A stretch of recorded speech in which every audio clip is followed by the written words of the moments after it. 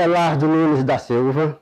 Nasci no dia 18 de janeiro de 1943. Meus pais, José Nunes Neto e Josefina Francisco da Silva. São do Coité de Noia, nasceram no Coité de Noia, como eu também. E então, meu pai era filho de Teodoro Nunes e de Maria Evangelista. A minha mãe era filha de Francisco Vital de Lira e Maria José de Lira. Meus avós, Teodoro Nunes e Maria Evangelista. Teodoro Nunes era da família das Craíbas. E a minha avó, Maria Evangelista, ela era da família da Canaficho, aqui de Arapiraca.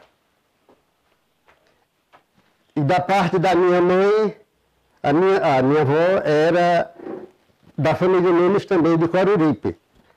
E o meu avô era da família Lira, da Feira Grande.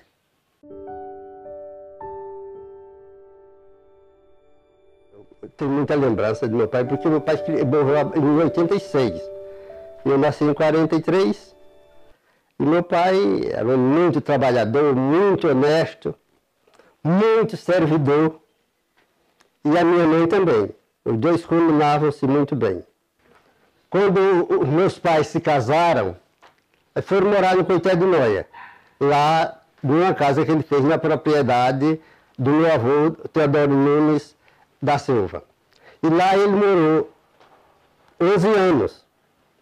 Aí a família foi crescendo, crescendo, a propriedade do meu avô era pequena, ele comprou mais outra pequena propriedade, meu pai comprou, mas com o tempo ele achou que não dava para ele crescer, e naquelas terras que já estavam ficando fracas, e sempre sendo repetida, plantando mandioca, arrancava, plantava de novo, aquelas coisas assim. Aí então foi quando ele ouviu falar que a Arapiraca estava crescendo com a plantação de fumo, estava progredindo. Aí então ele tendo um tio Fazendo Lima, e a tia Ana Lima também, que era irmã da minha avó, da mãe do meu pai, aqui, aí meu pai resolveu vir falar com os tios, pedir a ideia, a opinião deles, como ele devia fazer. Aí então o meu pai tinha medo de vender as propriedades lá do Coité, a propriedade que ele tinha, casa, e para vir comprar uma propriedade aqui na Arapiraca, o dinheiro não dá para comprar e ele não tem como continuar os trabalhos.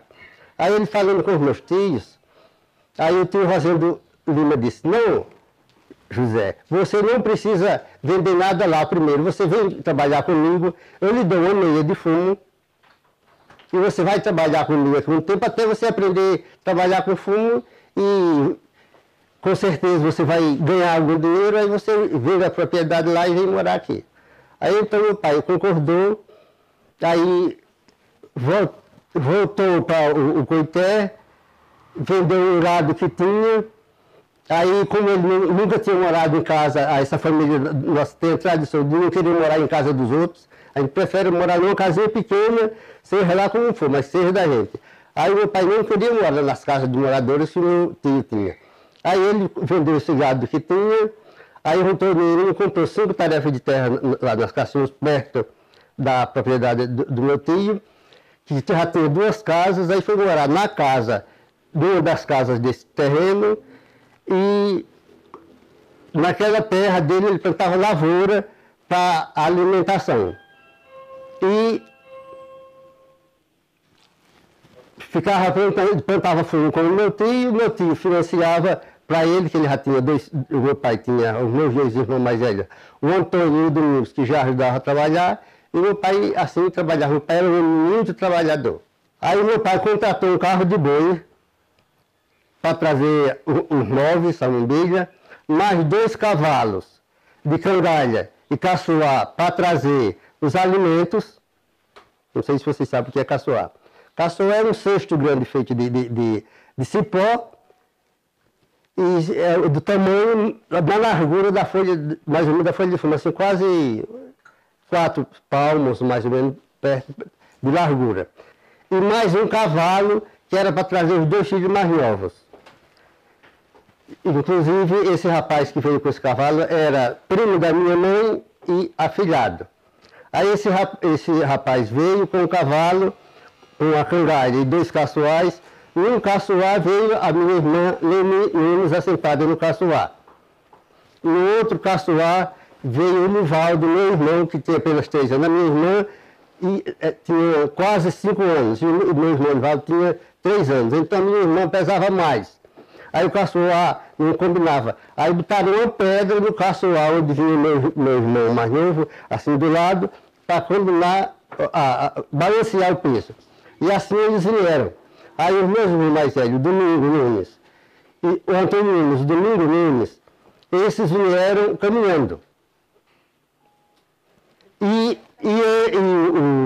Os 2 mais velhos do que eu, Leme e Nivaldo, que veio no cavalo, nos caçoais, e eu vim nos braços da minha mãe e de 2 tias que eu tinha, a tia Josefa Nunes e a tia Maria Nunes. Então eu só tinha 2 meses de idade e vim com elas, e elas me trazendo nos braços, até as cacimbas.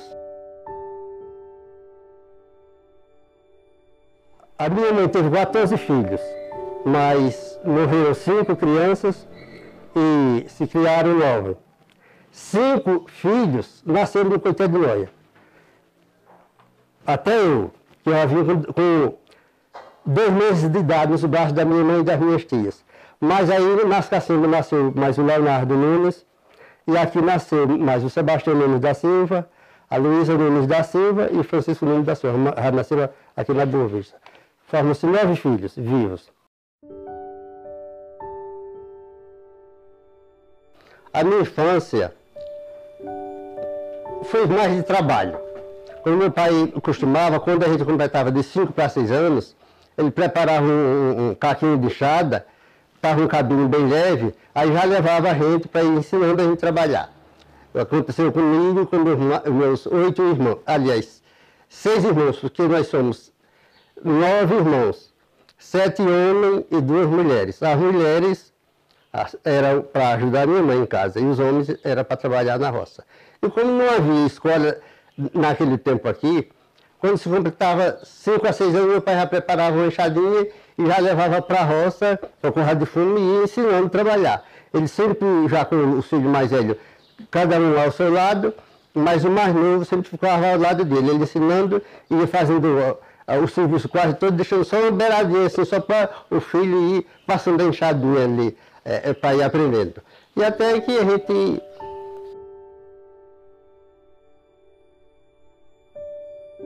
E não havia escola nenhuma, porque só havia 4 ou 5 moradores, né?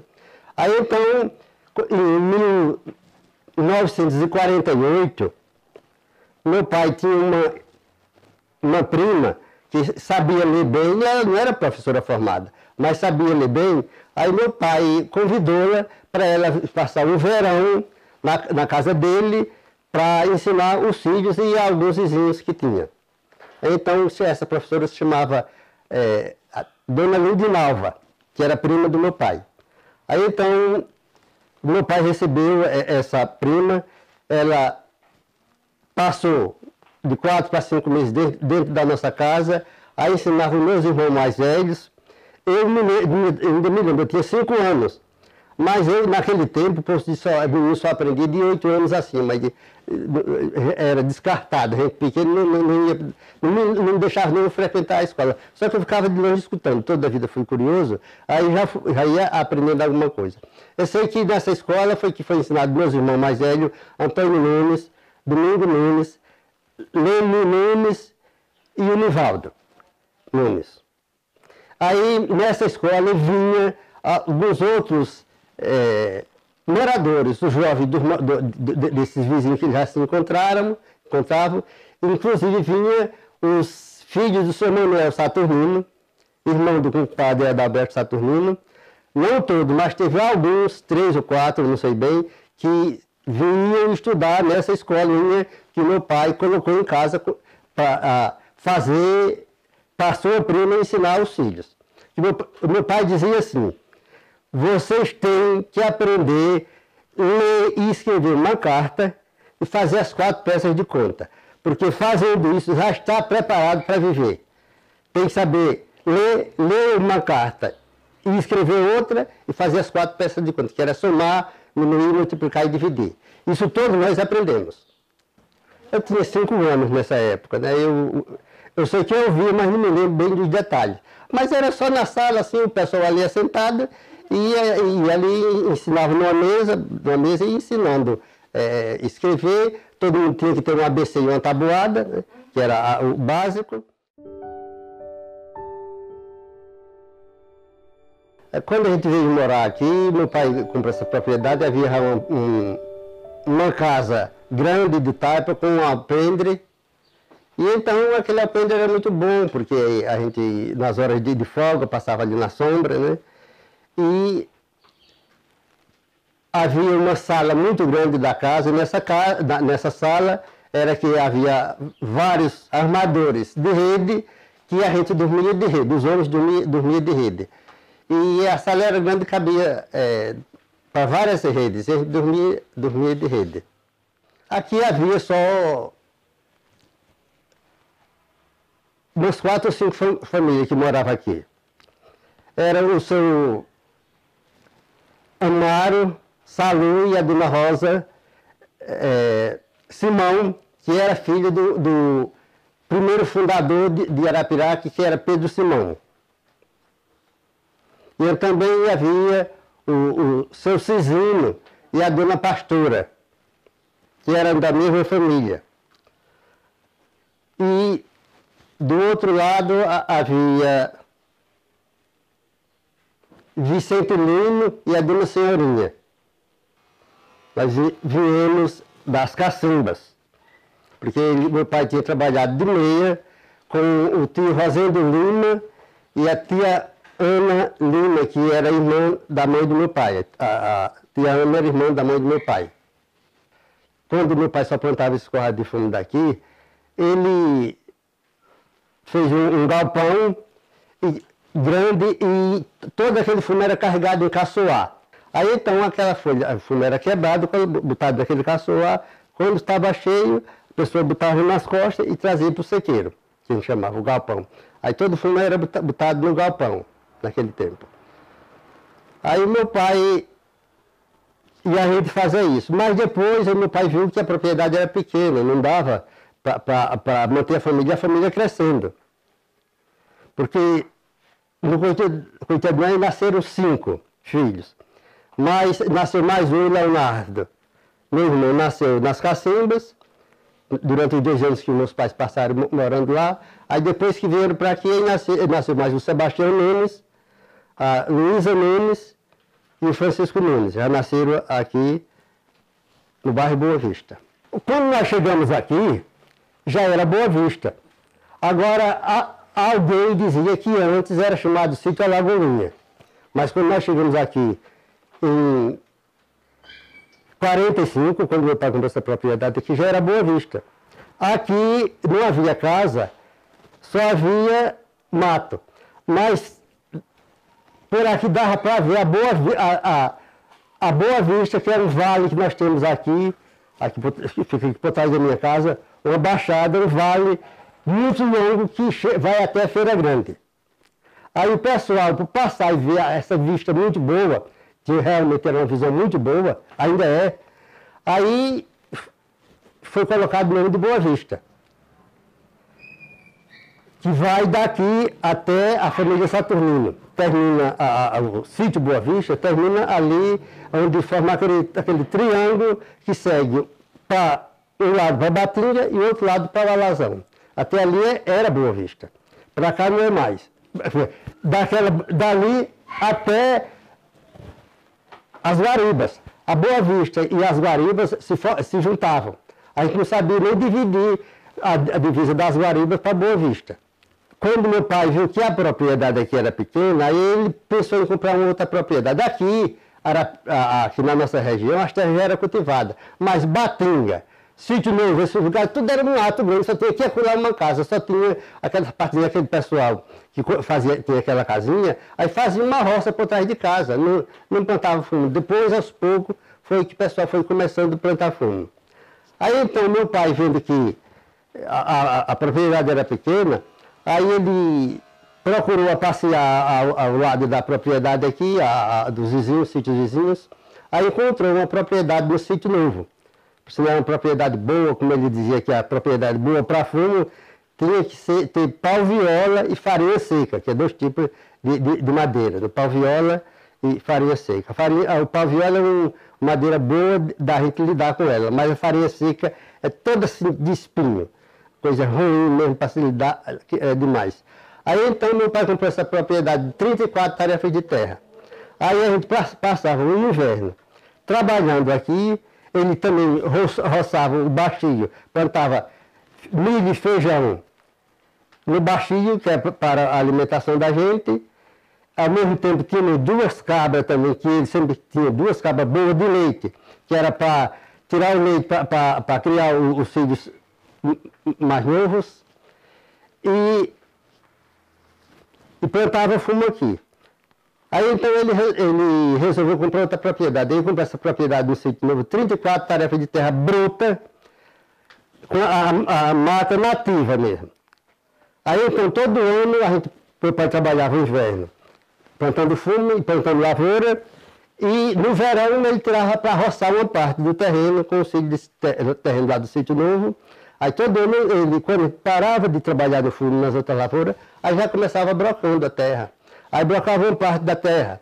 Aí brocava, ele separava a madeira boa para servir de lenha, para o fogão, para a cozinha, no caso. Nesse tempo a gente, na cozinha, queimava era madeira. Aí então ele ia separando, aí aquela madeira a gente trazia tudo nas costas, como também em animais, na carga, com o cavalo, com o burro, com o caçoar, e botava 2 ganchos de cada lado e enchia aquele do lado de madeira e trazia.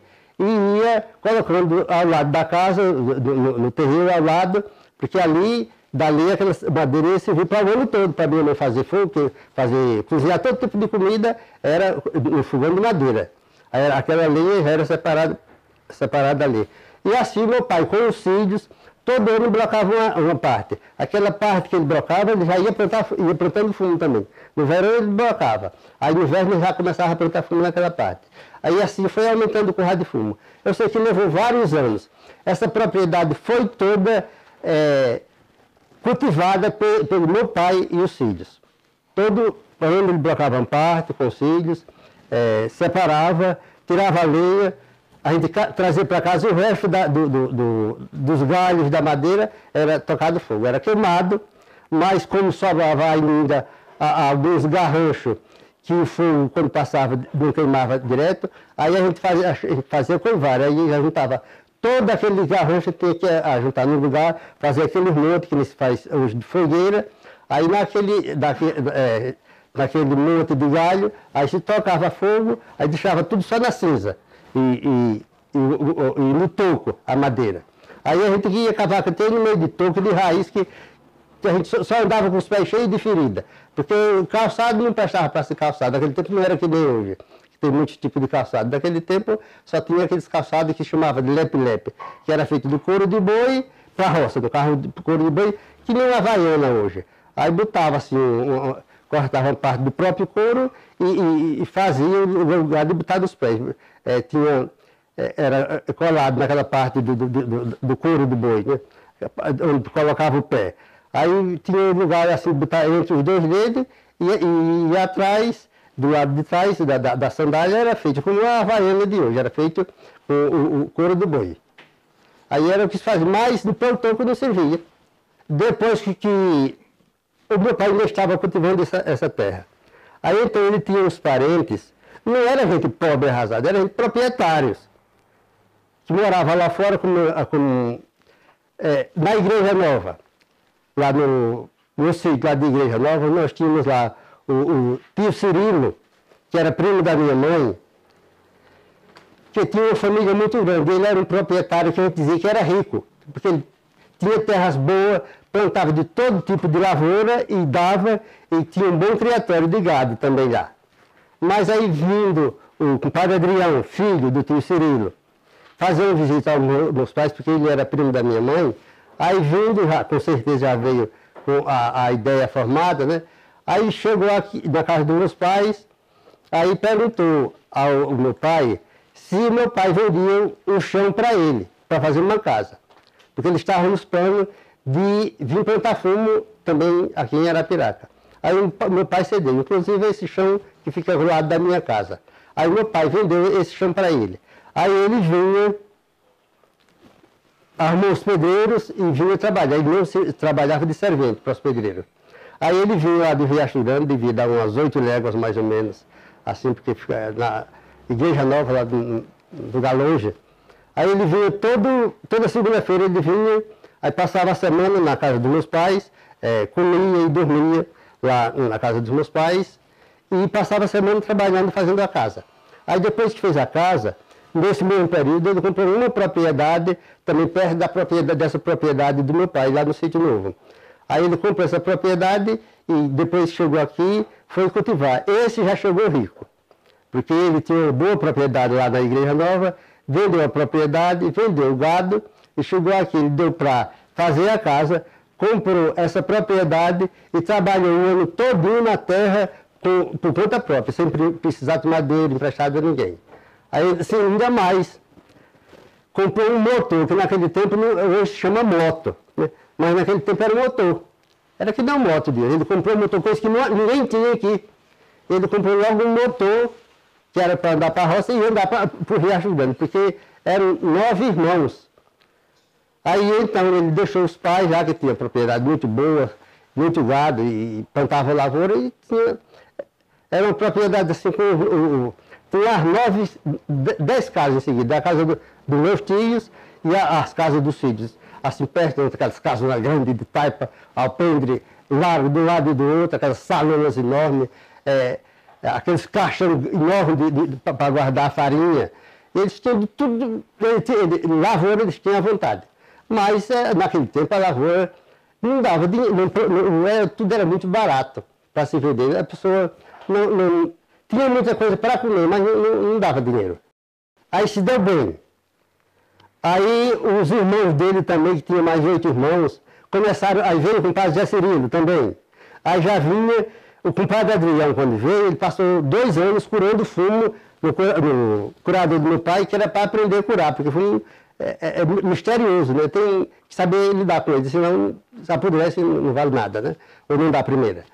Aí então o compadre Adrião passou 2 anos curando fumo com o meu pai, aprendendo, aí depois de 2 anos, aí ele, como poder, fez o curador dele. Aqui também ao nosso lado aqui. Aí fez o curadorzinho dele, aí então quando os irmãos dele vinham, já não precisava mais de vir para a casa do meu pai, já vinha para a casa do compadre Adriano. Aí assim veio, de um, aí cada um que vinha comprava aqui uma parte de terra aqui na Boa Vista, e ia formando, fazia casa, fazia curador, fazia salão para destilar fumo, aí foram chegando.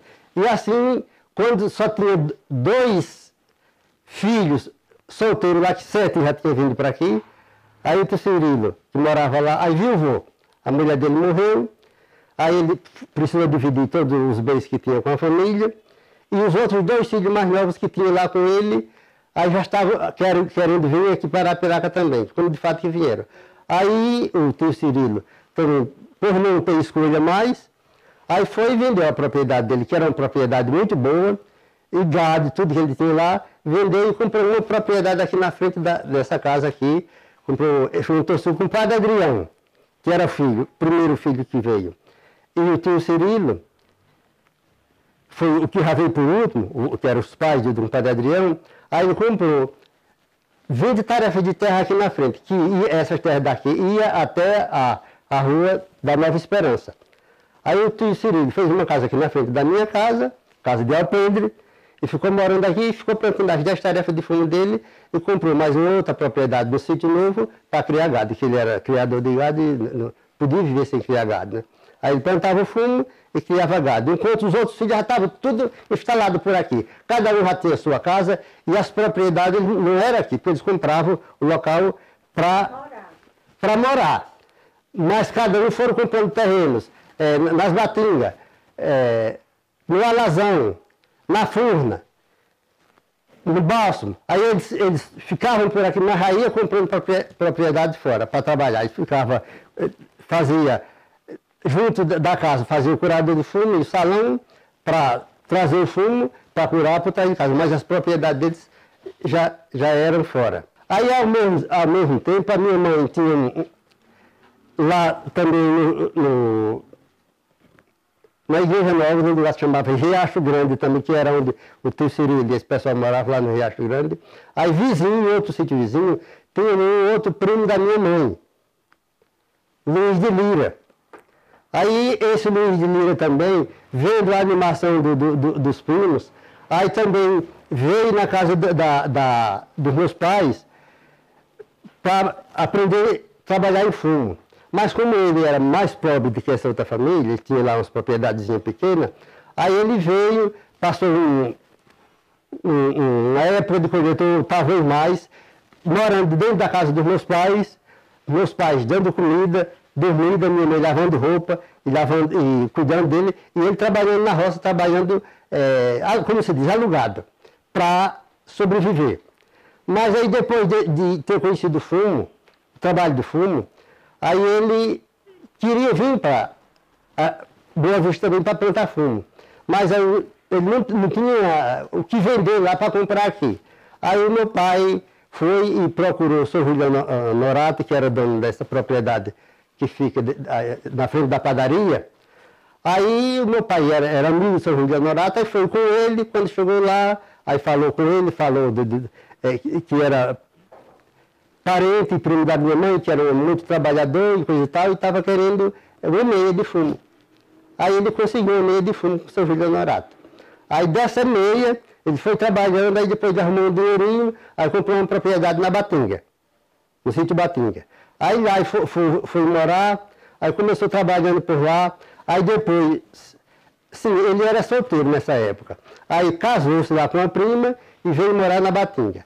Aí depois veio o sogro dele morando na Batinga também. Aí veio os filhos, que era família grande, na Batinga também. Aí veio outros parentes que tinham, foram comprando propriedade na Batinga e se instalando em Batinga. Aí ficaram por lá. Nessa mesma época também, a minha mãe tinha um irmão, José Dionísio, que morava no Coité de Noia e estava numa situação financeira muito difícil.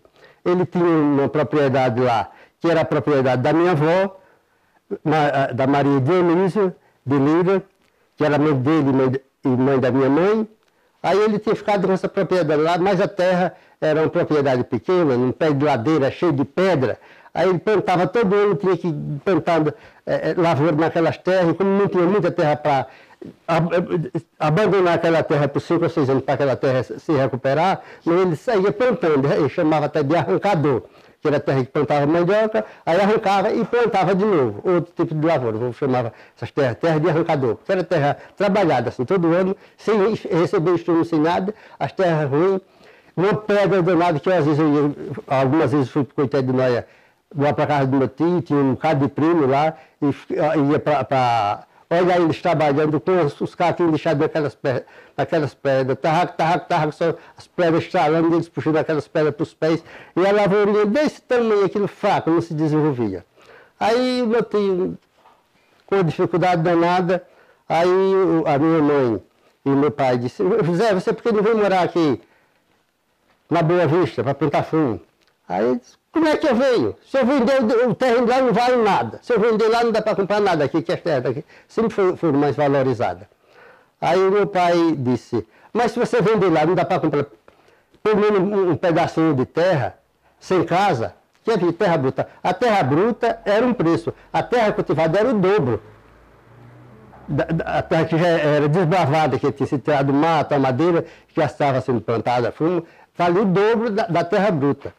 Aí o meu tio foi e resolveu lá vender o terreno do Coité, aí comprou uma propriedade pequena no fim do sítio Batinga, na entrada do Pau d'Arco, que é onde foi encontrar essa terra mais barata, comprou 10 tarefas de terra lá, e meu pai deu uma casa para ele morar, e meu tio veio morar na casa que meu pai deu, inclusive meu pai ajudou-os de várias maneiras para ele se equilibrar, e ele ficava todo dia com o sítio, saía daqui e ia trabalhar lá na Batinga. Aí levava água, levava a comida para comer meio-dia, E foi trabalhando, o primeiro ano não deu certo. Ele teve um prejuízo enorme, meu pai ajudou muito, ele se desanimou. Mas aí meu pai disse, não tenha paciência, que a agricultura é assim mesmo, um ano dá, outro ano tira.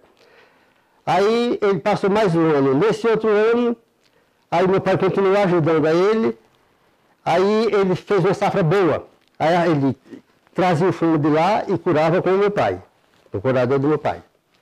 Aí então ele fez uma safra boa e dessa safra tirou um bom lucro, aí vendeu a propriedade de 10 tarefas de terra, aí já comprou outra propriedade grande, que além da terra ser melhor, já tinha uma casa boa para morar, já tinha curador de fumo e tinha salão.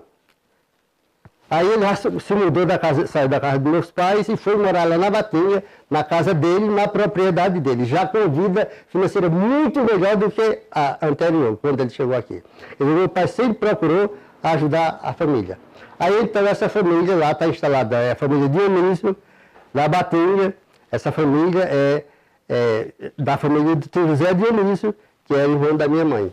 Aí está lá Batinha, tem muita gente dessa família. De um lado é a família Dionísio, filhos, netos e bisnetos do meu tio José Dionísio, e outra parte é do Luiz de Lira, que foi uma família também que veio os cunhados, veio o sogro, toda a família que ele tinha veio para Batinha também, plantar fumo. Aí se instalaram todos na Batinha. Aí dessa família, nas Batinhas tem essas duas famílias. A família Lira, que era a família do meu avô, que era Francisco de Lira, que era da Feira Grande. Esse Luiz de Lira era filha de uma irmã do meu avô. A minha mãe tinha uma irmã que era casada com o tio Pedro Adriano, que morava em Coruripe, no sítio Lagoas. Né? Era um buraco lá, só tinha riachos e lagoa. Mas era a terra muito boa, propriedade boa. Agora, para chegar lá era muito difícil, porque tinha serra do lado do outro, para descer era assim.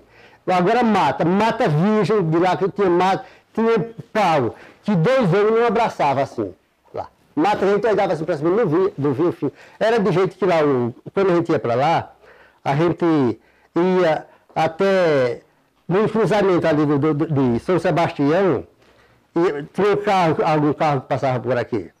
Para de Arara, com esses caminhões, até havia uns ônibus que ia para Penedo. E de lá descia e tinha que andar 3 ou 4 léguas de pé no meio do mato, um lugar que só passava gente ia a pé, cavalo e carro de boi.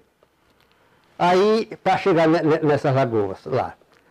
Aí então havia essa irmã da minha mãe, chamada Maria José de Lira, que era irmã mais velha que minha mãe, 3 anos, ainda é viva. Depois eu conto a história, né? Com 106 anos. Aí então, essa Maria José e o tio Pedro tinham uma família muito grande, 19 filhos. Aí então meu irmão Antônio Nunes, o mais velho, indo visitar lá essas primas, aí se agradou lá de uma prima, a Antonieta. Ao mesmo tempo, tinha um irmão chamado Sebastião da Silva Oliveira, que veio na nossa casa também, aí se agradou da minha irmã Leni. Aí se noivaram, os 2 casais, né?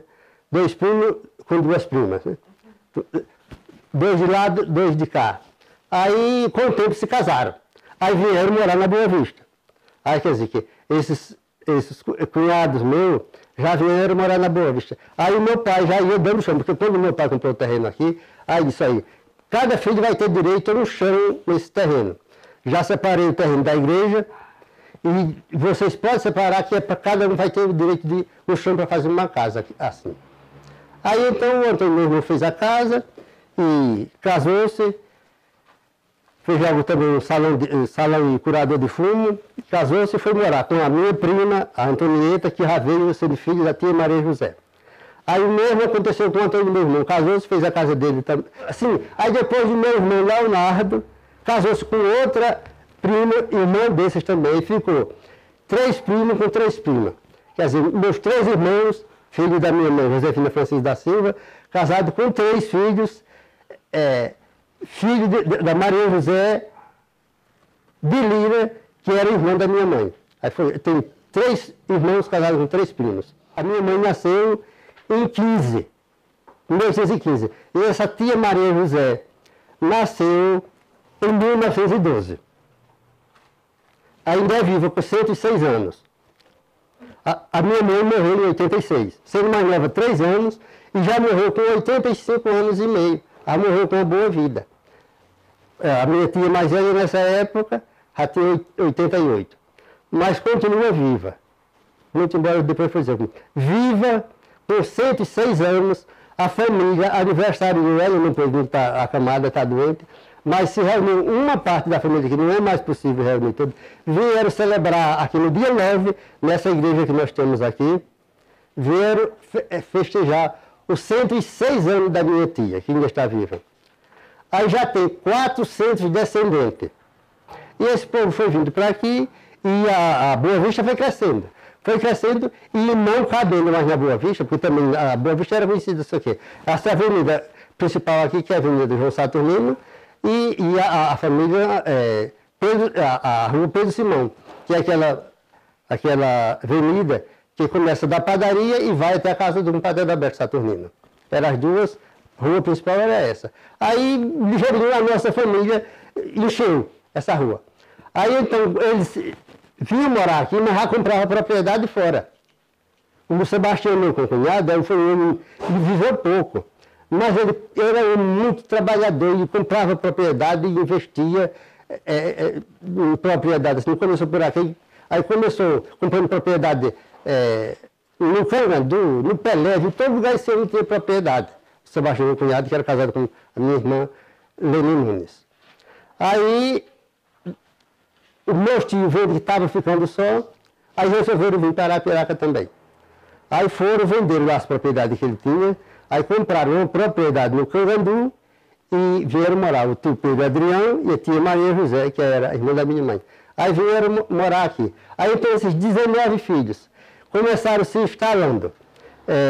Carandu, Peleve, aí se espalhou. Essa família da minha mãe se espalhou, esse sítio vizinho quase todo foi formado, assim, povoado pelos meus parentes. Aí então esses tios meus foram casando os filhos, esse pessoal nosso, Nunes, porque a minha mãe também era Nunes, da família de Coruripe.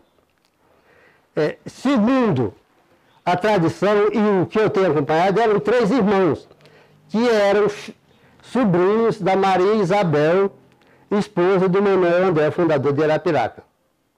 Quando o Manuel André fundou Arapiraca, aí depois veio 3 sobrinhos da esposa da Maria Isabel, aí um foi morar nas Caraíbas, comprou Manuel Nunes, que a família da Maria Isabel era a família Nunes. Aí um Manuel Nunes foi morar nas Caraíbas, outro, Domingo Nunes, foi morar na Canaficha de Arapiraca, e o Antônio Nunes foi morar no sítio Alagoas, em Coruripe, porque já tinha outros parentes Nunes também lá. Já tinha outros parentes Nunes lá. Aí foi morar lá. Aí a família de Coruripe é que é o lado da minha mãe. Família da minha mãe. Embora tudo era irmão, quer dizer, as raízes eram as mesmas. Né?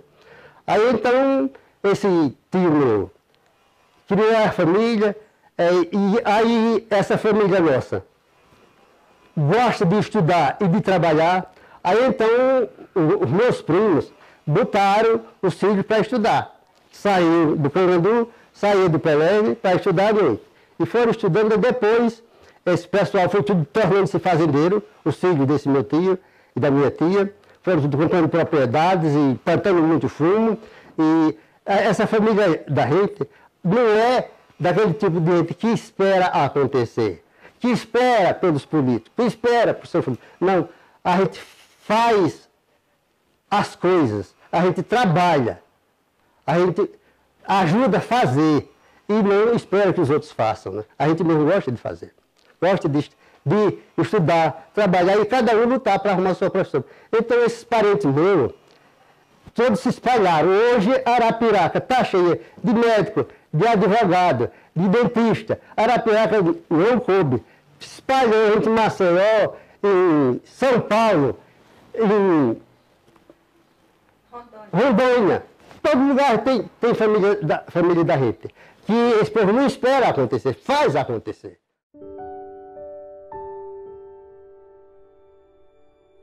Aí temos que hoje a família tem 56 netos,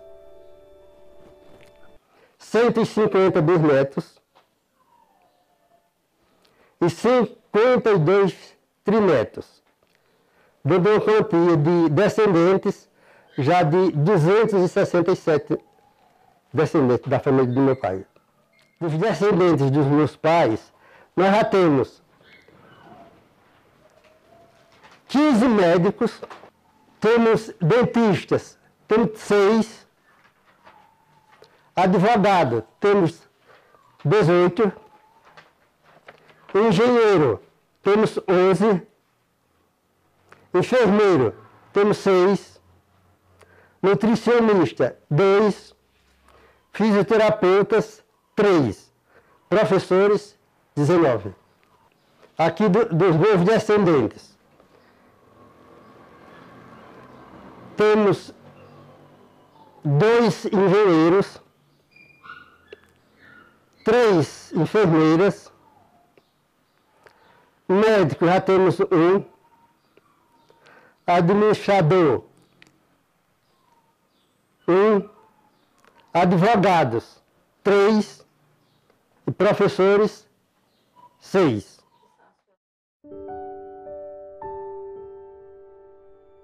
Eu sempre fui agricultor.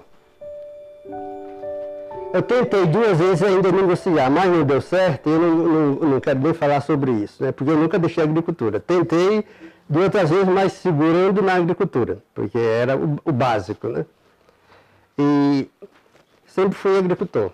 Trabalhei 60 anos na agricultura, plantando fumo, feijão de corda, algodão, mandioca, mas o que sustentou a gente foi o fumo, porque o fumo era o que dava lucro. As outras coisas a gente tentava mais aqui na nossa terra, outro tipo de lavoura só dá prejuízo. No começo não havia comprador de folha. A folha do fumo, o bacheiro era jogado no chão. Também não havia adubo. Aí as terras, para comprar estrume de bode. Vinha até em caçoais. Os animais traziam aqueles estrumes de bode. O povo tinha criatório em vários lugares, criatório de pouco de bode. Aí meu pai comprava aquele estrumezinho, que era para botar em cada cova, botava uma mão cheia ou 2 de estrume para plantar fumo. Não havia adubo nesse tempo, nem se colocava nenhum tipo de veneno em fumo. E então meu pai começou assim. No começo toda a folha era tirada do bacheiro e jogada fora. Mas aí depois apareceu o seu Valdomiro Barbosa, começou a comprar folha de fumo. Aí a gente começou já a separar, quebrava logo o bacheiro e botava para secar. E a primeira depois quebrava e enrolava. Do povo plantava fumo. Porque Arapiraca passou um tempo que toda a terra de Arapiraca é plantada a fumo. A cidade vizinha, tudo, Craíbas, Giral, Lagoa da Canoa, São Sebastião, toda essa região tem 11 ou 12 municípios que todo mundo vivia do fumo, dava para todo mundo viver. Porque foi na época que veio as empresas de folha de fumo, se instalaram aqui em Arapiraca e compravam muita folha de fumo, aí só na folha de fumo a gente já fazia um bom dinheiro.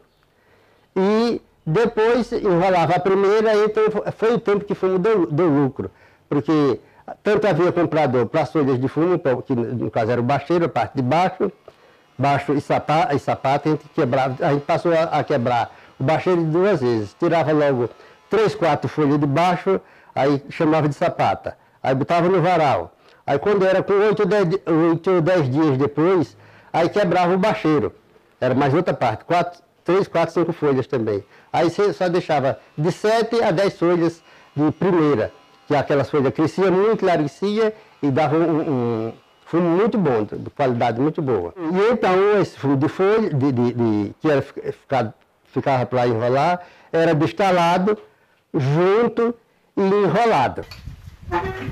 Aí então tinha que se passar no sarinho, com o moleque e o banco, durante de 3 a 4 meses. Todo dia ele tinha que ser passado de um sarinho para outro.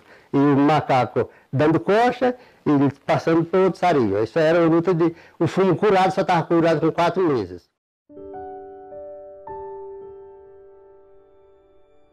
Aqui era tudo sítio, só tinha a rodagem de barro, né? Não passava carro, que não havia carro nesse tempo. Aí então, meu pai, quando olhou a propriedade, que viu aquela cruz, aí perguntou, e foi que aconteceu isso aqui? Aí disseram que foi um homem, o Antônio Simão, filho de Pedro Simão, que tinha ido buscar um pote d'água no açude, para a necessidade da casa, e chegando naquele local, ele caiu com um pote d'água e morreu imediatamente. Aí fizeram essa cruz. E quando meu pai observou, quando estava olhando a propriedade para comprar, quando ele viu, aí ele disse logo, se eu comprar essa propriedade, nesse lugar eu vou fazer uma igreja. Meu pai era católico, muito católico, rezava o texto, não perdia missa, era sacramentino. Nesse tempo só havia uma paróquia em Arapiraca, que era com o padre Epitácio. Ele era amigo do padre Epitácio e sempre ele andava para a igreja, para a missa. Aí então, quando ele comprou o terreno, já teve a ideia de naquele local fazer uma igreja. Aí depois ele comprou e veio morar aqui. Com o tempo, em 1054 para 1057, 1954 para 1957, aí foi feita essa igreja. Primeiro ele teve a ideia, em 54, ele falando com um amigo, o Sr. Júlio Vieira, que meu pai queria fazer a igreja, mas não tinha dinheiro para fazer a igreja por conta própria, e ele não tinha jeito para pedir. Aí ele conversando com o amigo Júlio Vieira, que também não era proprietário, era até morador do Sr. Júlio Honorato, de uma propriedade que tinha perto da propriedade do meu pai. Ele era morador e morava em uma casa de taipa.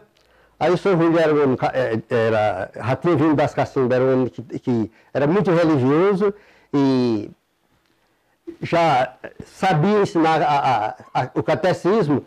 Por exemplo, eu tive a catequese com o Sr. Júlio Vieira. Foi eu e algumas crianças daquela época, nós tivemos uma catequese pelo Sr. Júlio Vieira, porque ensinava nessa casa velha que tinha, nessa casa onde ele morava.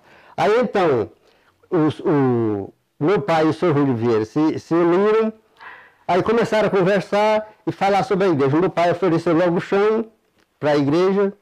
Aí então o Sr. Domício, que morava nas Guaribas, soube dessa ideia. Aí, conversando com meu pai, aí disse, olha, Zé, eu vou lhe dar a imagem de Nossa Senhora de Fátima para fazer essa igreja. Aí, então, o Sr. Domício comprou a imagem de Nossa Senhora de Fátima e deu, e essa imagem o Sr. Júlio Vieira recebeu na sua casa, e lá ele já começou rezando o texto toda noite, e ele era muito animado, assim, na época de São João, ele fazia quadrilha, fazia festa, animava aquele povo já para se divertir, quer dizer, a gente rezava antes do texto e depois do texto, aí havia aquela diversão. E isso foi crescendo, depois que já tinha uma turma já jovem, aí ele criou, o Sr. Júlio Vieira teve ideia, criou o casamento oculto. Como era esse casamento oculto? Ele tinha também uns filhos, tinha uns 4 ou 5 filhos, duas meninas já grandes, ficando mocinha, e 2 rapazes adolescentes. Aí então ele animava o povo assim, começava a juntar os jovens. Aí vinham os jovens, aí ficava assim, como quem fosse, no caso, comparando 2 paredes. Os jovens, mulheres ficavam de um lado e os homens do outro. Ali havia um padre, um que era colocado para substituir no lugar do padre. Aí cada pessoa, a moça ia dizer no ouvido daquela pessoa qual era o rapaz que ela preferia. Aí aquela pessoa guardava. Bem, assim ia todo mundo, os rapazes, as moças, cada uma dizia qual era o rapaz que preferia. Aí quando uma pediu que já tinha preferência, ele disse, não, esse já está comprometido. Aí dava o nome a outro. Aí isso eles trocavam, às vezes fazia com os homens, outras vezes fazia com a mulher. Aí aquele outro lado, suponhamos, se as mulheres foi que já tinham escolhido os noivos, aí então ficava assim em pé de uma parede. Do outro lado estavam os rapazes. Aí os rapazes saíam ali, aí ia dar a mão àquela moça. Quando era ela aceitava, aí ele já ficava do lado dela. Quando não era aquela pessoa, mesmo que fosse a preferida dele, mas não sendo aquela que já tinha sido confessada ao padre, aí a moça dava as costas, né? Aí a pessoa voltava e ia fazer outra tentativa. Até chegar o derradeiro, quando chegava o derradeiro, ela sabia que já era daquela pessoa. E assim divertia muito a juventude. Por sinal, saíram alguns casamentos no Vale do meu irmão, com a comadre Vandete. Se conheceram nessa festa e se casaram. Teve também o Duval Misaé e a Vera Lúcia, que era filha de Sorrilho Vieira, se conheceram nesse casamento oculto também, e depois se casaram. E houve outros também, casamentos assim.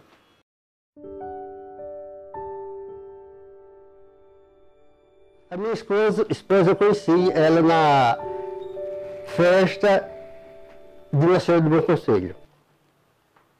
Lá numa festa de 62, mais ou menos, 1962. Eu lá vi pela primeira vez, a gente conversou um pouco, aí depois ela morava no Pau d'Arco e eu aqui, na casa dos meus pais, não nessa casa, em outra casa. Aí então houve uma missão do Frei Damião, lá no Pau d'Arco. Aí eu fui para a missão também, lá era muito bonita, o frade se levantava por 4 horas da manhã e já começava a rezar, a cantar, tinha outro frade que cantava muito bem, 4 horas da manhã já estavam cantando os hinos da igreja. E à noite ele fazia o sermão dele, né? Rezava o texto e lia o evangelho e fazia o sermão, havia confissão e reunia aquele povo todo. Aí então, logo depois que eu me encontrei com a minha esposa, aí então nessa Santa Missão ela morava lá, aí a gente começou a conversar. Começamos conversando e depois a gente noivou e 2 anos depois nos casamos.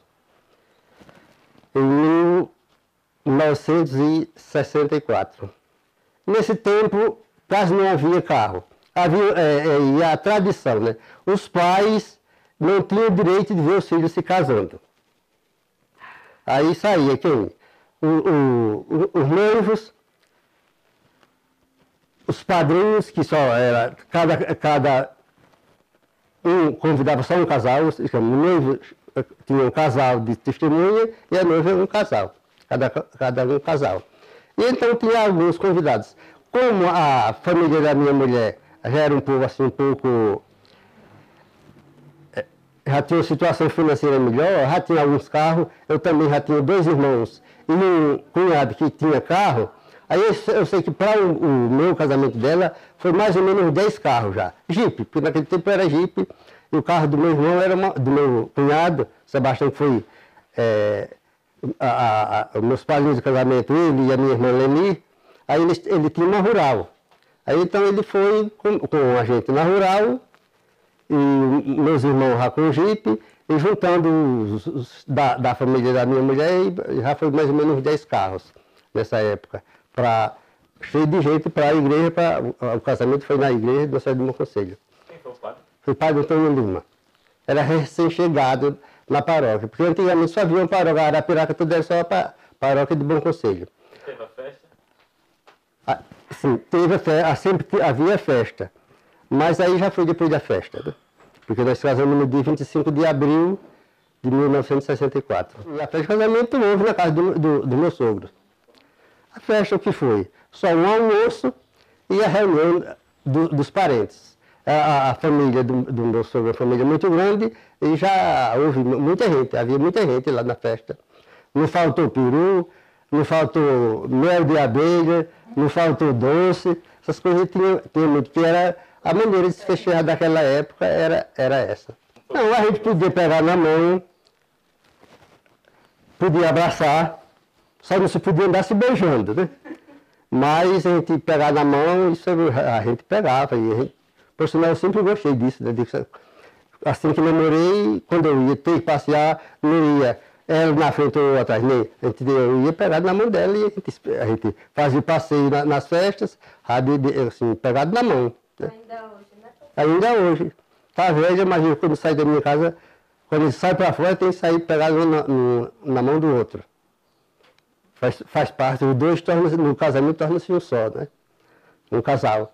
A gente tem que continuar assim.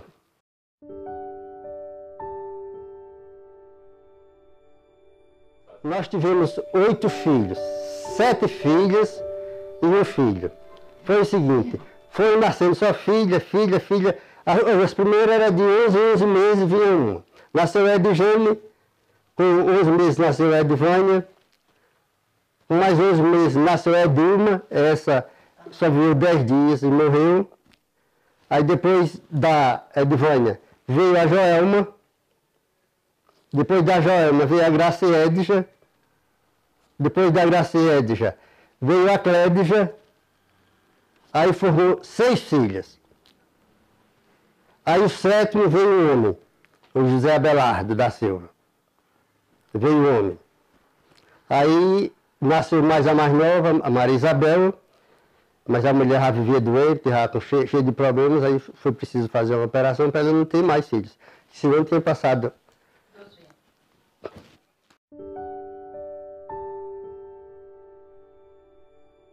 Aí quando foi no ano 69, aí os Barbosa, o Sodaíso e o Sr. Nicodemus, eles tinham arrumado um controle para fazer fumo de 4 pernas com os mineiros e esse fumo eles estavam vendendo muito bem vendido pelo o dobro do fumo grosso.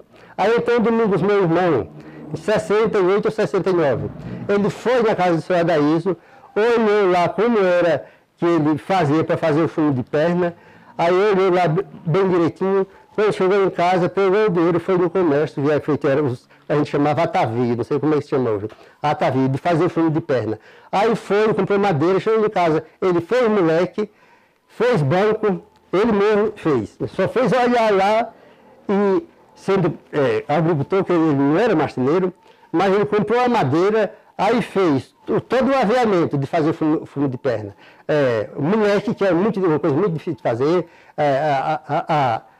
a bica, banco, macaco e bobina, que precisava de muitas bobinas, porque era, para fazer uma bola de fumo, tinha que ser 4 bobinas, que era 4 pavios. Tinha que transformar aqueles fumos, fazer pavio. Em vez de fazer fumo dessa grossura assim, aí tinha que fazer fumo fininho assim. Aí fazia aqueles pavios um pouco mais grossos do que um dedo, assim, né? Aí tinha que fazer 4 pavios, aí depois aqueles 4 pavios, juntava os 4 assim, aí fazia uma corda só, dos 4 pavios, né? Era muito difícil. Para fazer pavio nesse tempo, o povo não conhecia, a gente tinha que ensinar, e era aquela dificuldade, mas eu sei que o Domingo fez isso em 89. Aí quando o Domingo acabou de enrolar o fumo, muito trabalhador, muito experiente, aí ele deixou o fumo, o derradeiro fumo, foi obrigado a secar, porque o fumo tem a base certa para a gente tirar, porque antigamente, vou voltar um pouco, antigamente juntava fumo com água, mas para fazer o fumo de perna não pode botar água. A gente tem que tirar o fumo no ponto dele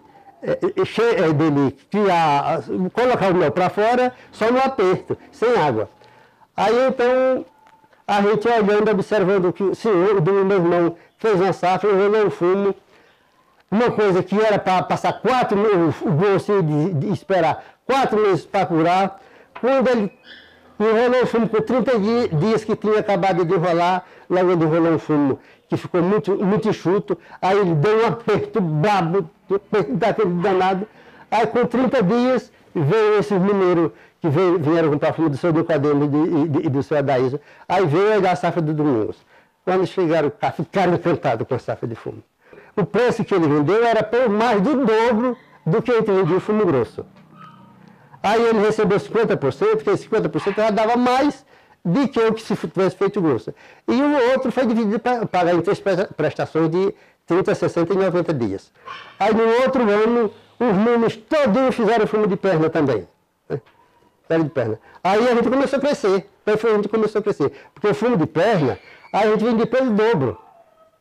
E a gente começou fazendo, aí a gente começou a crescer financeiramente mais com o fumo de perna. Aí depois da gente, aí os nossos parentes aqui aprenderam com a gente, aí foram rolar fumo grosso. E eu sei que foi criando a onda, que toda essa redondeza aqui ficou enrolando fumo de perna, eu chamo de pavio, que é fumo de 4 pernas. Aí ficou bom, aí começou a aparecer mais mineiro para comprar. Através desses que foram sabendo lá, os mineiros, e paulistas também vinham comprar fumo aqui. Aí pronto, aí a gente começou a crescer fazendo fumo de perna. Foi muito bom isso pra gente, né?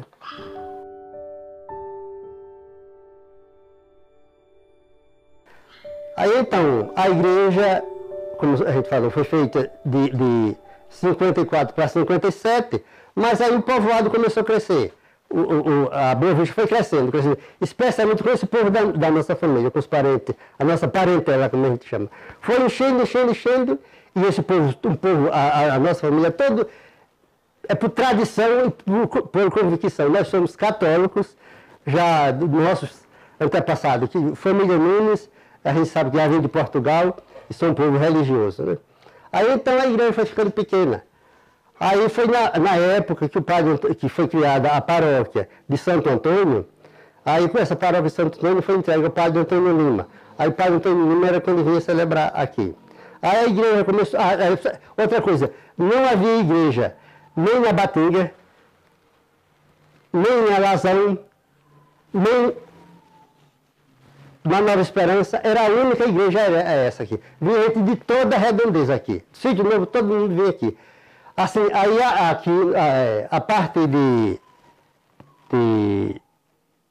64, 65 por aí então, quando o padre Antônio Lima veio, aí a gente já conseguiu a missa todo dia de domingo. Aí ele vinha celebrar a missa todo dia de domingo, às 9 horas da manhã, ele vinha celebrar aqui.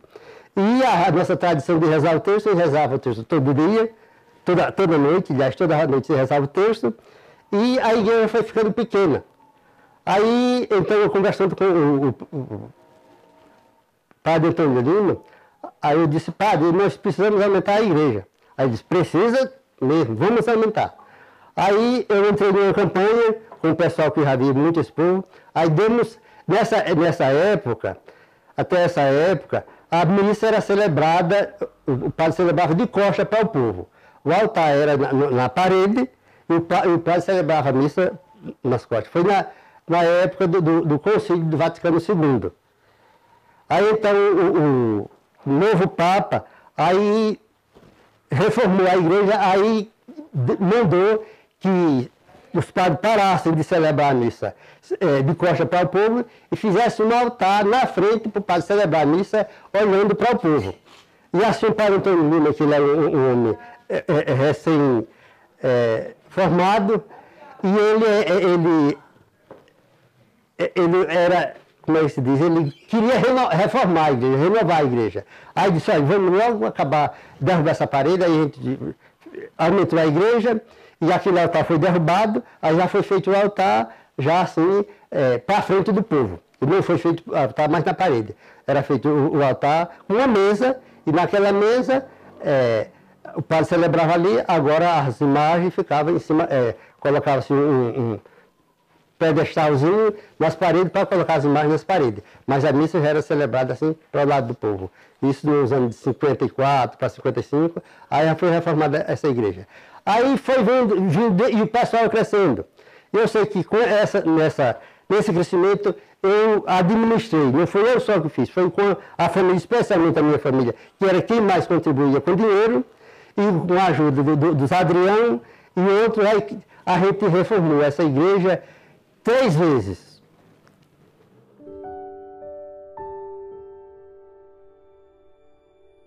Esse açude era a fonte d'água para todos os vizinhos. Da Boa Vista, Conduru, vinha muita gente das Guaribas, vinha gente do Sítio Novo, pegar água aqui no açude. Para todas as despesas da casa, não havia água encanada e nem havia outra fonte d'água perto.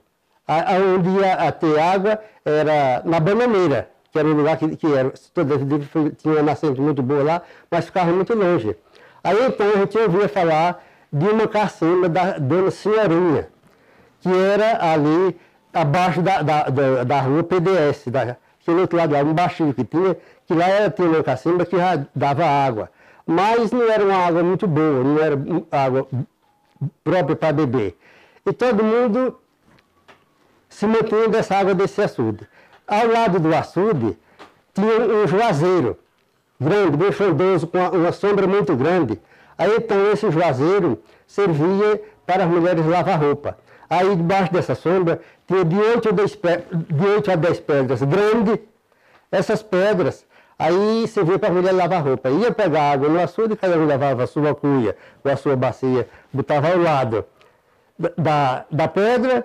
Ali elas arrumavam uma pedrinha pequena para sentar-se também em cima daquela outra pedra, e ali ia lavando roupa, e trazendo a água do açude, e lavando a roupa, e a água do sabão já ia sair na sangria, que o açude, quando enchia demais, aí era feita uma sangria para a água não esborrotar, a água ficava saindo pelaquela sangria, que era um rego que fazia assim ao lado do açude, para quando chegasse naquele ponto que o açude estava cheio, a água que ia entrando ao mesmo tempo ia saindo pela sangria e ia jogando fora.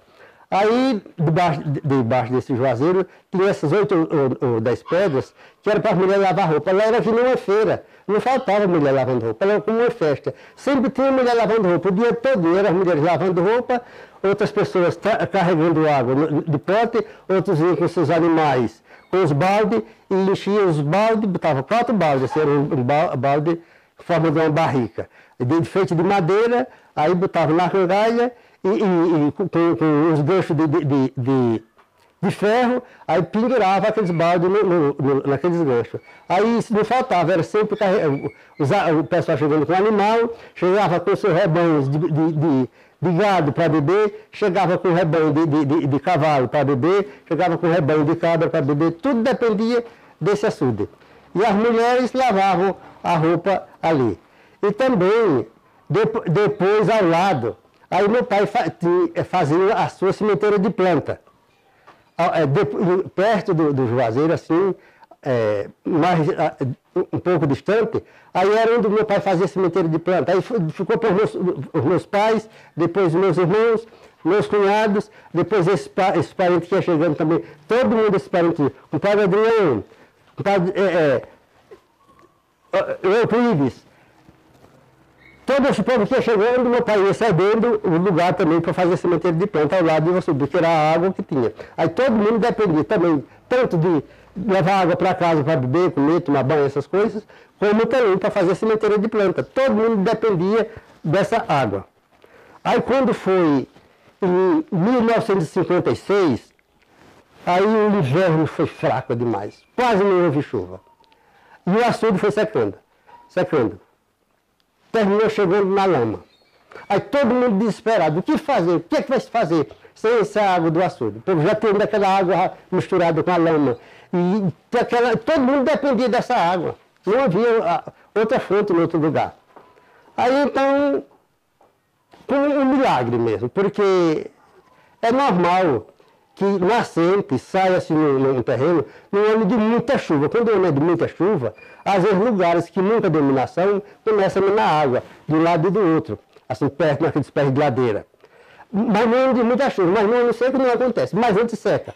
Mas nesse ano, quando estava tudo seco, que era as terras duras, terra de barro, terra seca, que para a gente semear a planta, o meu pai cavava, para fazer os canteiros, cavava de picarete. Às vezes, quando não tinha chovido, nem com enxadeco resolvia. Tinha que ser de picareta. Para cavar, naquele barro preto, para cavar era o maior sacrifício. Ninguém nunca pensava na vida de haver água ali. Aí quando foi um dia, o vizinho nosso José Amaro, filho do Sr. Amaro e da Dona Rosa, que era filho do Pedro Simão. Aí eu estou naquelas idas e vindas, para baixo, para ir buscar água de pote e de uma maneira e de outra. Aí chegou lá no lugar, aí as terras tudo seco, mato morto, que não saía, capim seco, tudo seco. Aí quando eles passou assim, aí vou lá no lugar um capinzinho, um pouquinho de mato verde. Aí ele me olhou, todo lugar seco, só aqui está verde. Aí ele foi em casa. Chegou em casa, pegou um enxadeco.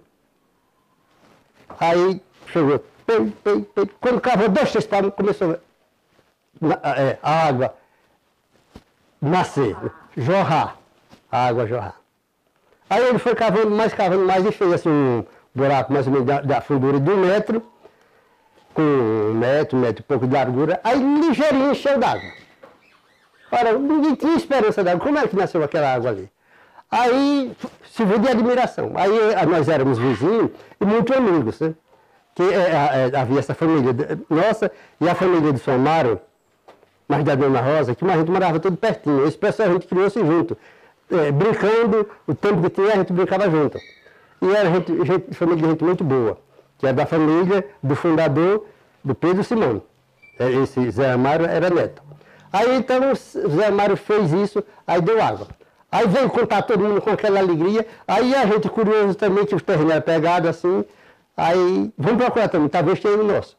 Aí a gente começou a olhar e foi encontrando. Aí a gente levava o chaveco, quando via, cavava, chegava a água. Aí começava a procurar em outro lugar. E foi assim, eu sei que depois a gente tinha água, em 8 ou 10 cacimbas, a gente tinha água ali. No tempo seco, que isso era seca total, quando veio dar as primeiras chuvas, foi no dia de São Pedro, dia 29 de junho, esse ano. Agora, aí o açude secou. Aí todo mundo ficou carregando água dessas cacimbas. Todo mundo, todo o pessoal que tinha direito, que carregava água no açude, ninguém proibiu. Essas cacimbas foi feita pelo meu pai, pela família do meu pai e pela família de São Amaro. Do lado deles lá, como o terreno era muito acidentado, teve poucas cacimbas. Mas do nosso lado, como era uma manchão muito longa assim, aí a gente cavou em vários lugares. Agora a água não era água muito, era aquela água que ia minando aos pouquinhos.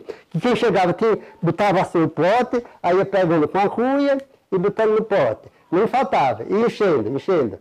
Ali as mesmas coisas eram os que vinham buscar água no animal, nos baldes. Fazia a mesma coisa, chegava, ia pegando aquela água, enchendo os baldes, e quando enchia, botava no animal e carregava. E ali servia para tudo. Para a sementeira de planta, a mesma coisa. A gente ficou aguando a sementeira de planta com aquela água. Mas era como que fosse um milagre mesmo, porque o lugar tão seco e, de repente, Deus deu uma solução. Eu sempre fui católico e legionário de Maria. Aí, então, lá no bairro Brasília, a rua Senador Rui Palmeira só estava começando. Aí eu comprei uma casa, assim, no derradeiro poste que tinha. Aí tinha aquela baixada ali, que eu chamava Baixa da Areia. Ficava, assim, do lado de cá da Rua Brasília. Né? Eram umas terras que tinha muita gente ruim morando, sabe? Muita gente pobre, prostituição braba, essas coisas assim. E poucas casas se formando, né? Aí eu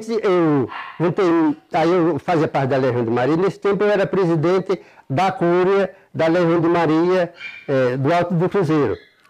Aí então, eu e o compadre Valdemar e o Zé Pantaleão e os legionários, que havia muitos legionários lá, que a gente formou a legião lá, né? Tem muitos legionários.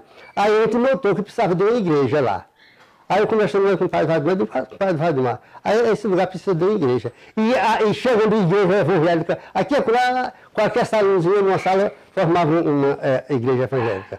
Aí disse, os evangélicos estão tomando conta disso aqui, que não é ruim, é bom. Melhor do que viver no caminho do erro. Mas a gente precisa também colocar a nossa religião aqui. Vamos fazer uma igreja aqui. Foi em 80. Aí o compadre Valdemar disse, tem coragem, compadre? Eu tenho. Aí vamos enfrentar. Aí vamos procurar um terreno para comprar para fazer a igreja. Aí a gente já conhecia lá, que eu era legionário, andava muito por lá. Aí chegamos lá e encontramos um terreno para vender. Aí compramos, que hoje é a Igreja Rainha da Paz. Esse terreno eu comprei a dona Afrinha, que era dona de uma loja de tecido no comércio. Eu sei que era a dona Afrinha, era a dona Afrinha e o esposo chamava Luiz. Não sei se vocês conheceram. Que ela tinha uma loja de tecido, que era a propriedade dela do pai dela, e essa parte era a herança dela. Aí eu comprei, paguei com um cheque assinado por mim, o terreno. Aí nós fundamos a Igreja Rainha da Paz.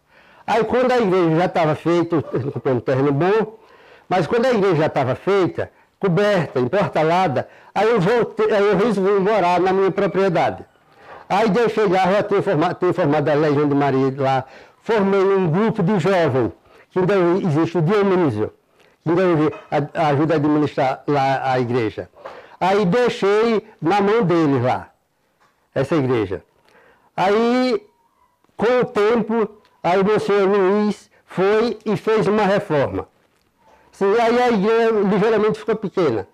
Aí depois, eles compraram mais duas casas que ficavam por trás da igreja, que a igreja era na rua Senador Ripameira. Aí eles compraram mais dois terrenos de casa, duas casas por trás da igreja, aí aumentaram a igreja, que hoje a igreja pega das duas ruas, e a igreja, e o Monsenhor Luiz reformou, tornou-se uma igreja muito grande, muito bonita, é linda a igreja. E eu tenho o prazer de dizer que foi uma ideia que surgiu de mim, do padre Valdemar, e o Zé Pantaleão, era meu compadre, ajudou também. Mas a ideia foi de nós dois, que tivemos de fazer aquela igreja, e compramos o terreno e pedimos ali leilão e ajuda a todo mundo.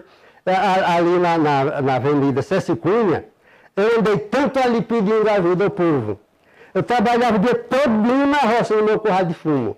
Quando eu chegava de noite, cansado, suado, aí eu pedi lá, porque o padre Valdemar, a gente fez uma reunião lá, para dividir os legionários, para cada legionário visitar uma rua, para fazer a campanha pedindo ajuda para fazer a igreja. Aí ele, como sabia que eu tinha disposição, aí ele é professor e muito bom, muito religioso, mas não queria enfrentar esse tipo de pedir, né? Como eu também nunca gostei, nunca gostei de pedir nada a ninguém.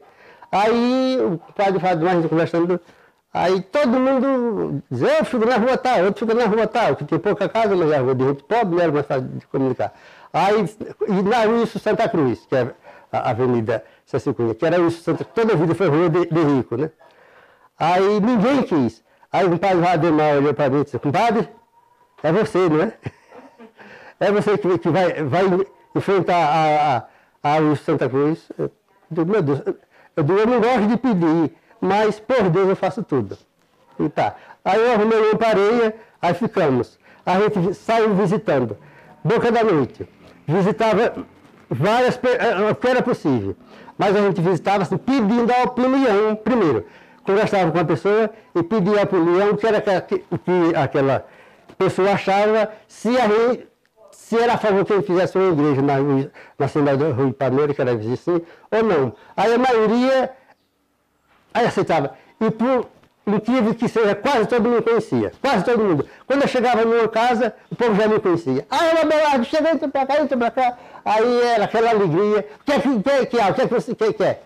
Aí eu dizia, nós estamos, a Legião de Maria, junto com a Legião de Maria, estamos querendo fazer uma igreja na Senador Ripameira, porque aquele lugar é muito deserto, não tem uma igreja, e fica longe das outras igrejas, e está precisando.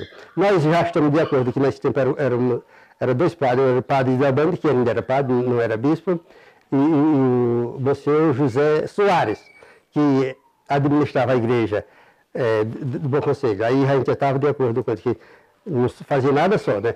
Combinado primeiro com os padres. Aí a maioria ficou a favor. Agora teve dois que não deu muito trabalho, eu também não vou dizer quem foi não. Esse a gente visitou várias vezes, e toda vez eles diziam, venham depois, nunca deram nada, né? Eram dois homens muito ricos de lá, Mas os outros todos colaboraram. Aí a gente fizemos a primeira visita, só dizendo o nosso objetivo, qual é o nosso interesse, aí todos se comprometeram que ia ajudar, aí depois eu visitava. Aí eles foram dando dinheiro, Ali a gente arrumou muito dinheiro, naquela rua o povo era bem de vida, e a maioria me conhecia, aí dava com prazer, e a gente começou fazendo essa igreja.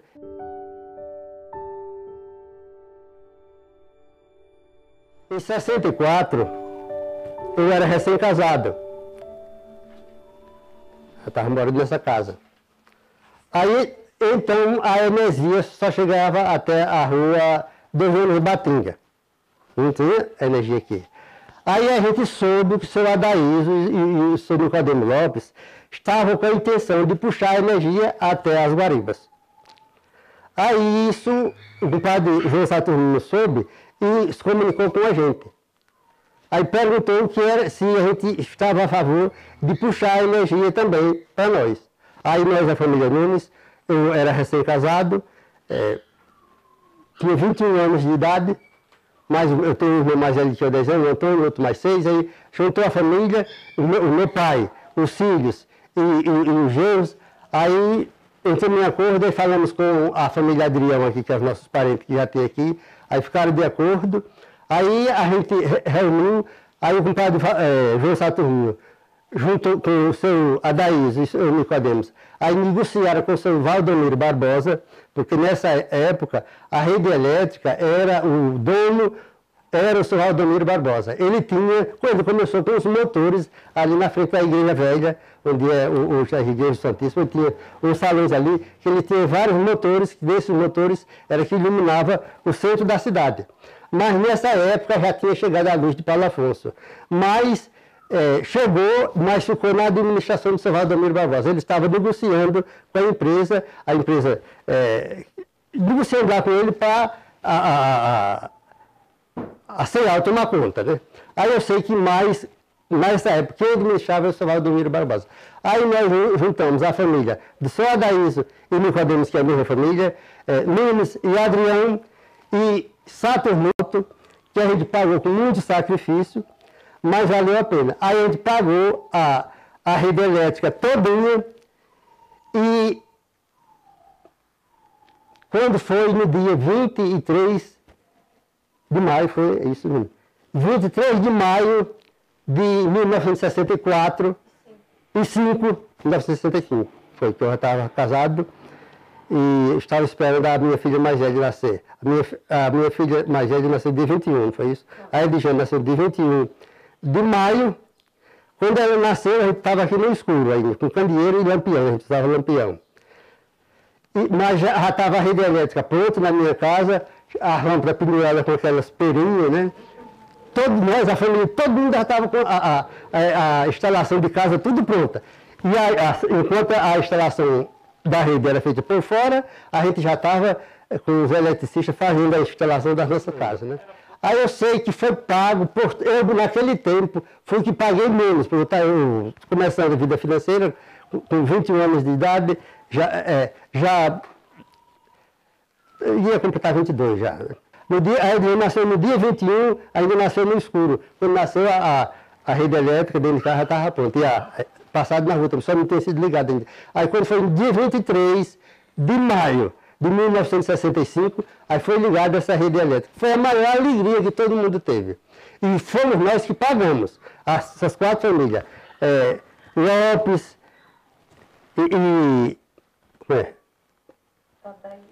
só Adaísio Lopes, seu Nicodemos, José Nunes e a família Adriano aqui, os que já tinham chegado, porque tínhamos que não tinha chegado, e a família Saturnino. Aí a gente dividiu o dinheiro para todos, cada um foi pago de forma toda. O meu pai deu 400 mil, porque naquele tempo era cruzeiro, era uma soma, né? Tudo era caro. O Antônio 400 mil, o Sebastião, meu cunhado, acho 300 mil, o Domingos não sei quanto, o Nivaldo quanto. Aí para mim, como eu estava começando, me deixaram 25 mil reais para pagar. Para mim foi um dinheiro que eu estava começando, tive que raspar, tomar dinheiro emprestado, fazer tudo para arrumar esse dinheiro para pagar a rede elétrica. Foi caro, mas valeu a pena. Essa rede elétrica, como disse, veio para aqui, paga por nós, os proprietários de Guaribas e Boa Vista. Eu parei de plantar fumo, trabalhei 60 anos no Corral de Fumo como agricultor, mas em 2008 foi o derradeiro ano que eu plantei fumo. Eu parei de trabalhar, que não estava dando mais, eu já não tinha mais saúde, e também os trabalhadores estavam com direito demais com essas leis que mudaram, aí não dava mais para a gente trabalhar. Eu já trabalhava com trabalhador contratado, mas aí ficava muito caro e não havia lucro para a gente, eu só estava tendo prejuízo. Aí então eu parei de plantar fumo e fiquei fazendo alguma coisa, que fiz alguma casa para a família, fiz 2 salões, que eu já tinha um salão, aí reformei, tinha uma casa na Espera de Rodrigues, reformei, fiz um salão e arrendei os terrenos e assim estou vivendo com o aluguel dos salões e a renda dos terrenos. Nessas alturas, o meu sonho agora é viver mais para ver a família crescer não só em quantidade, mas em qualidade também, em cultura e profissões boas, como nós já temos muitos, já, né? Porque nós somos agricultores, porque naquele tempo a gente não tinha escolha, né? Na nossa região, que é composta, formei as minhas filhas todas professoras, que era o meu sonho, eu sempre dizia. Quando eu conversava com a minha família, eu digo, olha, eu sou agricultor não por vocação, mas por obrigação, porque eu não tinha outra coisa para escolher, aí fui agricultor, porque eu não podia fazer outra coisa. Mas a vida de professor, de agricultor, é muito difícil. É muito difícil. A gente investir um ano todo, investir, trabalhar, investir. Depois que prepara a safra, aí quando termina, quando prepara, todo mundo tem a safra para vender.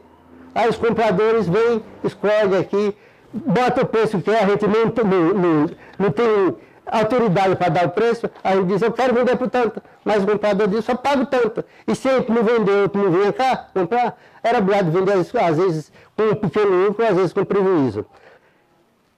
Existem algumas pessoas, políticos, que porque são políticos, aí acham que a Boa Vista foi tudo criada por eles, tudo foi feito por eles.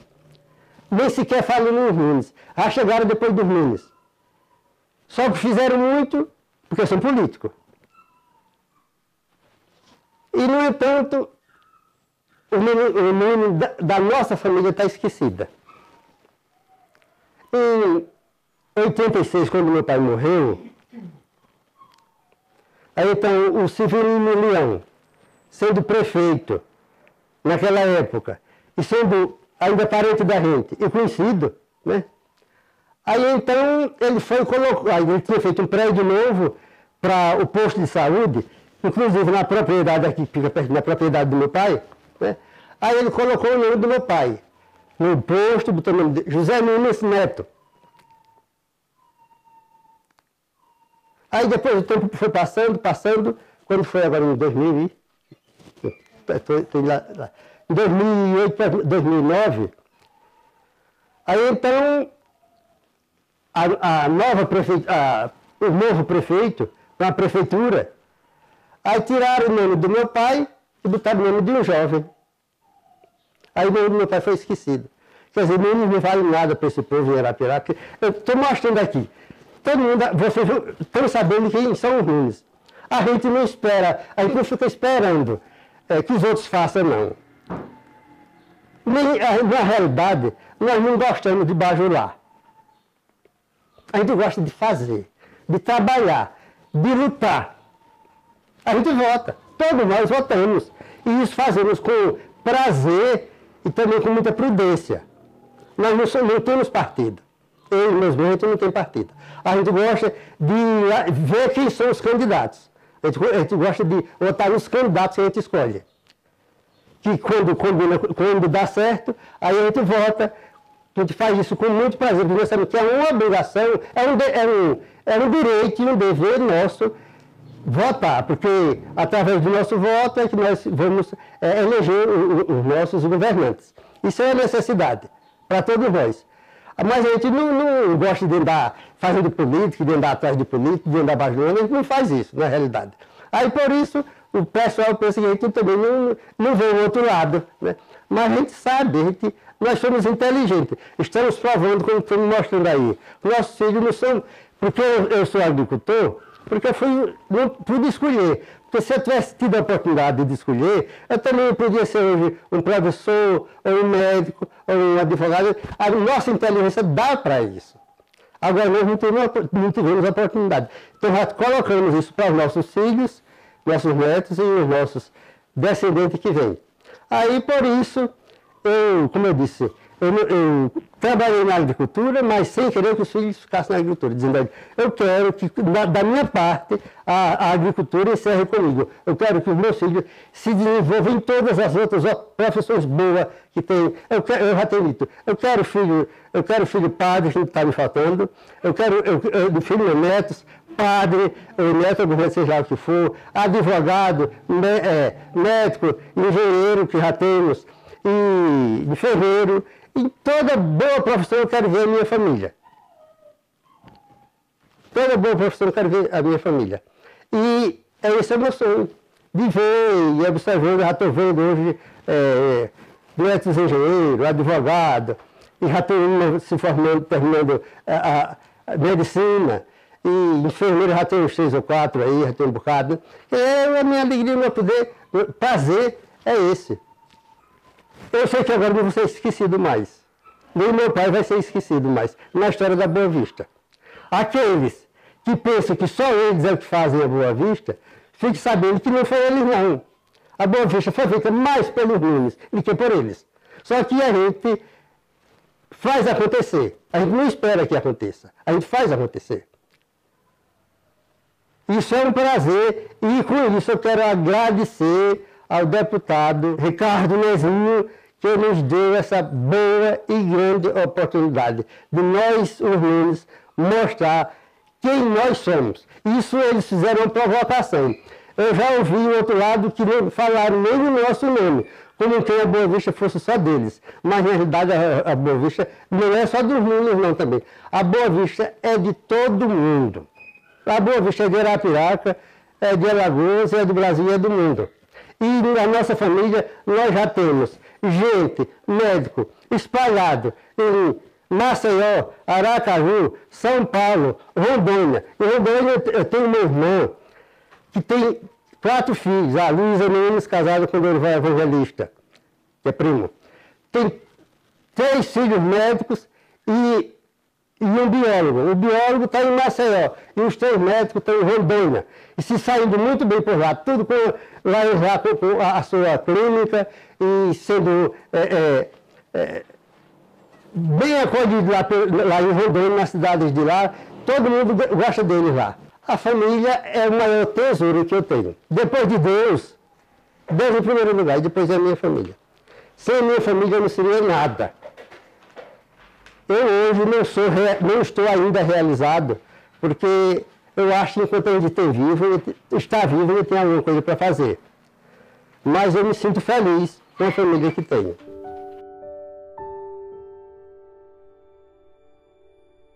Bom, a mensagem que eu tenho é como cristão. Eu sou católico, sou cristão de verdade, graças a Deus. Eu rezo todo dia o texto, assisto missa, não estou indo mais para a igreja, mas assisto na televisão. Quando eu posso ir à igreja, eu vou. Quando eu não posso, assisto na televisão, na Canção Nova, na Rede Vida. Todas 6 horas, antes de 6 horas, nós ligamos na Rede Vida, rezamos o texto, eu e a mulher. Depois passamos para a Rede Vida, assistimos a missa de 7 a 8 horas. Depois vem a novena do Pai Eterno, eu assisto a novena. Quando encerra a novena, aí eu desligo a televisão e vou me deitar. Aí a minha mensagem é essa: fé em Deus. Viva direitinho. Procure os mandamentos de Jesus Cristo. Amar a Deus sobre todas as coisas e o próximo como a si mesmo. E estudem, lutem para ser gente de bem e provar aos outros que nós fazemos não esperamos que os outros façam, não esperamos que aconteça, não. Nós gostamos de fazer acontecer.